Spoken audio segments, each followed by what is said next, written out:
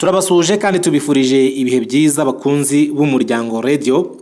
Uyu ni umwanya tubageza amakuru atandukanye abari kuvuga mu bitangazamakuru bitandukanye. Nge nitwa Nkurunziza Pacifique. Perezida Donald Trump wa Leta Zunze Ubumwe za Amerika yatangaje ko hari gukorwa iperereza ku bikorwa by'abayobozi ba Afurika y'Epfo byo kwambura abaturage ubutaka no gufata nabi bamwe mu baturage. Ibizatuma inkunga Amerika yageneraga iki gihugu zihagarikwa kugeza igihe iperereza kuri ibyo bibazo rizarangira. Hashize iminsi mike Perezida wa Afurika y'Epfo Cyril Ramaphosa asinya itegeko rijyanye no kwimura abaturage ahagiye gukorerwa ibikorwa by'inyungu rusange, naho guverinoma yarebye ikabona bikwiye kandi ntacyo byangiza ko ubutaka buzajya bwegurirwa leta nta ngurane itanzwe. Perezida wa Amerika Donald Trump abajijwe n'abanyamakuru impamvu ateganya guhagarika inkunga ya Afurika y'Epfo, yavuze ko ari ukubera ibikorwa bibi ibikorwa n'abayobozi b'iki gihugu. Ati, hari ibintu biteye ubwoba biri kubera muri Afurika y'Epfo. Ubuyobozi buri gukora ibintu biteye ubwoba. Ibiri gukorwaho iperereza, tuzafata icyemezo, ariko kugeza igihe tuzamenyera ibyo Afurika y'Epfo iri gukora. Bari gutwara ku ngufu ubutaka, ndetse birashoboka ko bari gukora ibintu bibi kurutaho. Itegeko ryasinywe na Perezida Ramaphosa risimbura iryashyizweho mu gihe cya apartheid ryatumye abirabura benshi bamburwa ubutaka bwabo ku ngufu mu nyungu z'abazungu. Minisitiri w'Ububanyi n'Amahanga wa Afurika y'Epfo Ronald Lamola yatangaje ko biteguye kuganira na Amerika bakayisobanurira ibikubiye mu itegeko ryo kwimura abantu ku nyungu rusange. Ati, tuzagirana ibiganiro na bagenzi bacu bo muri Amerika tubasobanurire birambuye iri tegeko no kuzindi ngingo z'imikoranire mu nyungu z'ibihugu byombi. Magingo aya 25 by'ubutaka buhingwa muri Afurika y'Epfo nubwo abirabura, nyamara bangana na 80% by'abaturage bose.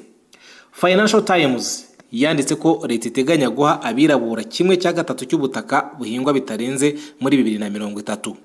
Muri 2023 Amerika yahaye Afurika y'Epfo inkunga ya miliyoni 440 z'amadolari ya Amerika.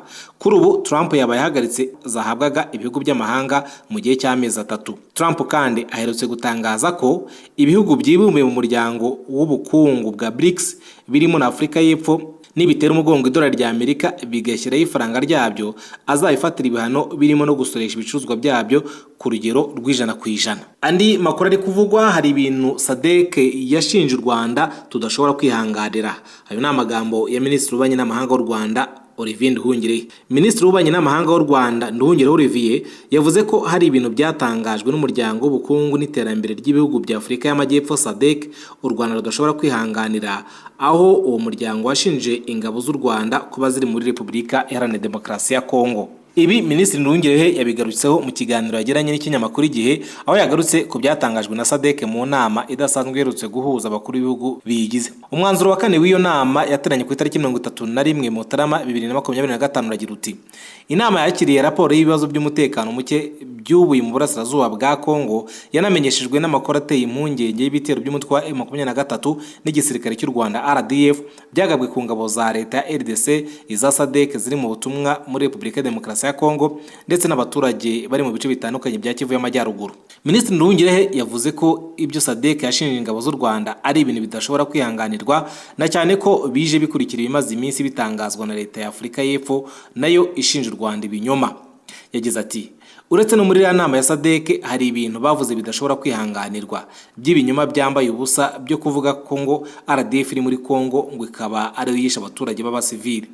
Minisitiri Nduhungirehe yavuze ko ibyo binyoma bitakwihanganirwa bikaba bije byiyongera ku bibazo byari bimaze iminsi hagati ya Afurika y'Epfo n'u Rwanda, avuga ko byatewe na bamwe mu bayobozi bo muri icyo gihugu. Ati, mbere na mbere nyirabayazana w'iki kibazo niba ari abayobozi ba Afurika y'Epfo, cyane cyane Minisitiri w'Ingabo. Perezida Ramaphosa na Perezida Kagame bagiranye ibiganiro bibiri mu cyumweru gishize kuwa mbere no kuwa gatatu. Ibyo biganiro byagenze neza. Mu kiganiro cya mbere banaganiriye ku kuntu iyi ntambara yarangira nta gushinjanya kurimo. Banaganiriye neza mu mwuka mwiza, bumvikana ko hari hakeneye agahenge. Icyo nicyo cya mbere bemeranije. Yongeraho ko icya kabiri bemeranyije ko hakeneye ibiganiro hagati ya guverinoma ya Kongo na M23, kandi ko na Perezida Ramaphosa agiye gukora ibishoboka akabwira Tshisekedi ko agomba kuganira na M23. Icyo ni ikiganiro cya mbere. Minisitiri w'Ububanyi n'Amahanga yavuze ko ikiganiro cya kabiri abakuru b'ibihugu bagiranye kuwa gatatu baganiriye ku mirwano yari iherutse kuba, aho Perezida Ramaphosa yanabwiye Perezida Kagame ko abasirikare ba Afurika y'Epfo baherutse gupfa bishwe n'abasirikare ba FARDC. Ati, ni Perezida Ramaphosa ubwe wabimubwiye. yongeyeho ati icya kabiri bavuganye nuko Perezida Ramaphosa yasabye Perezida Kagame ko yamusabira M23 ko ingabo ziri hariya muri DRC zabona amazi, amashanyarazi n'ibyo kurya. Ibyo bintu biraba. Ibyo rero ni ibiganiro by'abakuru b'ibihugu bitagomba kujya hanze. Minisitiri Nduhungirehe yavuze ko bukeye nyuma y'ibyo biganiro babonye ikiganiro Minisitiri w'Ingabo wa Afurika y'Epfo ari kumwe na Minisitiri w'Ububanyi n'Amahanga bagiranye n'abanyamakuru, aho Minisitiri w'Ingabo yavuze ko Perezida Ramaphosa yahaye gasopo Perezida Kagame kandi batigeze babiganiraho. Yavuze ko ibyo byanakurikiye n'ubutumwa bwanyujijwe ku rubuga rwa X Perezida Ramaphosa aho yise RDF inyeshyamba, avuga ko irwanya abashinzwe kugarura amahoro ba DRC, ngo nibyo byatumye Minisitiri Nduhungirehe ahita asubiza ku nkuru yavugaga ibyo abo minisitiri bavuze by'ibinyoma. Nyuma na Perezida Kagame yasubije ko byanditswe na Perezida Ramaphosa wise RDF inyeshyamba. Andi makuru ari kuvugwa nuko umunyamabanga wa leta muri Minisiteri y'Ububanyi n'Amahanga General James Kabarebe yagaye imyifatire ya Kayumba Nyamwasa, avuga ko nta mutima wo gukunda igihugu afite ahubwo ashyize imbere umururumba. Ku rubuga rwa X Kabarebe yagize ati Nyamwasa ni umunyamusozi ukunda ibintu wagambaniye igihugu cye kubera umururumba. Yongeyeho kandi ati gukomeza kugira iki kiraro mwere no kugoreka ukuri kw'amateka ni kimwe mu migambi yaburijwemo yo gushaka guhishira amabi yatumye ingabo za Afurika y'Epfo zipfira mu mirwano zari zifatanije na FARDC ndetse n'umutwe w'iterabwoba wa FDLR. General Kabarebe yavuze ibi nyuma y'ikiganiro televiziyo yitwa Newsroom Africa yo muri Afurika y'Epfo yagiranye na Nyamwasa, akamara umwanya munini yisanzuye avuga ibyo u Rwanda rugomba gukora, ibyo rutagomba gukora n'ibyo rugomba kumuha. Icyo akomeje kwisirisimbaho nuko ashaka ko u Rwanda rugomba kuganira n'umutwe w'iterabwoba wa FDLR ngo kuko ari cyabona cyakemura ikibazo cy'umutekano muke mu karere. Ubwo kandi nawe ngo u Rwanda rugomba kumwegera rukamuganiriza hamwe n'abandi banyarwanda bose bari mu buhungiro naho baba baragiye bahunga ubutabera kubera ibyaha bakurikiranyweho mu Rwanda. Kayumba Nyamwasa wumvikanye arengera cyane FDLR yahakanye ko uyu mutwe urimo abasize bakoze jenoside yakorewe abatutsi yahitanye abarenga miliyoni mu Rwanda muri 1994. Umuvugizi wa guverinoma Yorani Makoro yagaragaje ko ibi bisa birasabirana, aho yibukije ko Nyamwasa ari umufatanyabikorwa wa FDLR nk'umuyobozi washinze RNC nayo yakoze ibikorwa by'iterabwoba mu Rwanda mu gutera grenade ahakoraniye abantu benshi n'abasivile mu bihe bitandukanye muri 2010. Makoro yagize ati ibyo twahanganye nabyo turabitsinda. Nyamwasa kandi yashyizeho umutwe witwaje intwaro muri Kongo ugamije gutera u Rwanda, ariko ntituzatuma bigeraho. Mu itangazo rya Minisiteri y'Ububanyi n'Amahanga ryasohotse ejo, u Rwanda rwagaragaje ko SADC irimo na Afurika y'Epfo mu kuza ku rugamba ifatanya na FARDC barwanya M23. Bari bafite gahunda ndende yo gutera u Rwanda bakavanaho ubutegetsi bwashyizweho n'abaturage mu matora anyuze mu mucyo. Aha rero umuvugizi wa leta y'u Rwanda yabwiye Afurika y'Epfo ko ifite uburenganzira bwo kutemeranya na politiki y'u Rwanda, ariko ifite inshingano zo gusobanura ibyemezo ifata birebana n'aka karere. Yagize ati si ngombwa ko mwemeranya na politiki y'u Rwanda n'amahitamo y'abanyarwanda, ariko musobanurira abaturage banyu impamvu ingabo zanyu ziri kurwana intambara za Perezida Tshisekedi. Tuvuye mu makuru arebana n'umutekano w'akarere, mu karere ka Nyanza umubyeyi wari muri kiliziya yasigiye uruhinja umukristo. Umugore yagiye gusenga mu kiliziya afite umwana amusigira umukristo ufite ubumuga arigendera. Ku cyumweru tariki ya 2 Gashyantare 2025 ahagana saa 7 z'igicamunsi mu karere ka Nyanza mu murenge wa Mukingo mu kagari ka Gatagara mu mudugudu wa Gatagara muri kiliziya ya Paruwasi ya Kigoma, umugore ubwo yari mu kiliziya yasigiye uruhinja umukristo asohotse ntiyagaruka.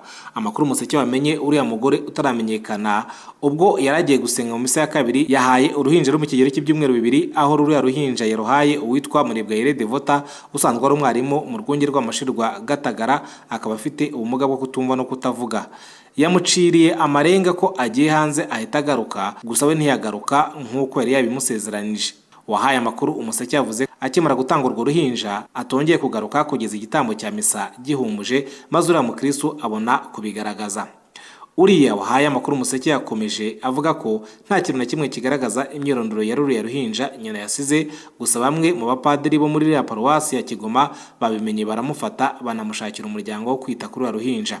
Umunyamabanga nshingwabikorwa w'umurenge wa Mukingo Kayigi Ange yabwiye Umuseke ko uwo mugore wataye uruhinja rwe atahise amenyekana, gusa agishakishwa. Dusoreze kuri iyi nkuru ivuga ko wari umuganga mu bitaro bya Ruri yasanzwe mu musarane yishwe. Dr. Nyagatare Jean Marie Vianney imyaka 56 wari impuguke mu gutera ikinya anakuriye ku gashami mu bitaro by'akarere ka Ruri yasanzwe mu musarane yishwe anizwe, hakekwa umukozi waragiraga amatungo ye. Urupfu rwa nyakwigendera bikeka ko rwabaye ku wa kane w'icyumweru gishize tariki ya 30 Mutarama 2025 kuko aribwo aheruka kugaragara ari muzima. Umunyamabanga nshingwabikorwa w'umurenge wa Ruli Hakizimana Jean Bosco yabwigiye ko nyakwigendera ku mugoroba wo ku wa kane asoje akazi yerekeje aho yari yororeye inka muri uwo murenge ariko ntiyigeze agaruka. Ati iperereza ry'ibanze ryagaragaje ko yishwe n'izwe, hakekwa ko yishwe n'umushumba wamuragiriraga amatungo ubwo yari agiye kuyasura. Uwo mushumba yahise atoroka ariko iperereza rirakomeje ngo afatwe abazwa andi makuru y'abo baba bafatanije. Aho yiciwe n'ahantu hadatuwe mu nzu isa n'iri yonyine hagati mu rutoki. Abamubonye ajyayo bamubonye mu masaha ya saa 12 z'umugoroba. Hakizimana yasobanuye ko ibyo kumenya ko yishwe byabanjirijwe n'ibura rye ryamenyekanye kwa gatandatu. Ati ibura rye ryamenyekanye neza kwa gatandatu ku manywa, duhita dushakisha amakuru atandukanye tuza kumenya ko yari yagiye aho kurwurirwe. Twese dusaba mu muryango we ngo bice urugi kuko rwari rufunze barebeye niba yaryamye ntabyuke, ariko barangije baramubura bahabona imyambaro ye. Twese dutangira gushakisha dusanga baramwishe bamushyira mu mufuka bamuta mu musarane waho ngaho. Umurambo wa nyakwigendera wahise ujyanwa mu bitaro bya Ruli ngo ukorerwe isuzuma. Umuryango we uteganya kuzamushyingura mu mpera z'iki cyumweru kuko hari umwe mu bana bigaga mu mahanga utegerejwe. Hakizimana yavuze ko nyakwigendera yari umuturage mwiza ugira umutima wa kimuntu, aboneraho kwihanganisha umuryango we, gusa yibutsa abaturage ko ntawe ukwiye kwambura undi buzima ku mpamvu iyo ari yo yose. Turabashimiye cyane bakunzi b'umuryango radio, tibutsa gukomeza gukora subscribe, gukanda like ndetse na share kugira ngo muzajye mubona amakuru yacu uko tuyashyizeho. Mukomeze mugire ibihe byiza.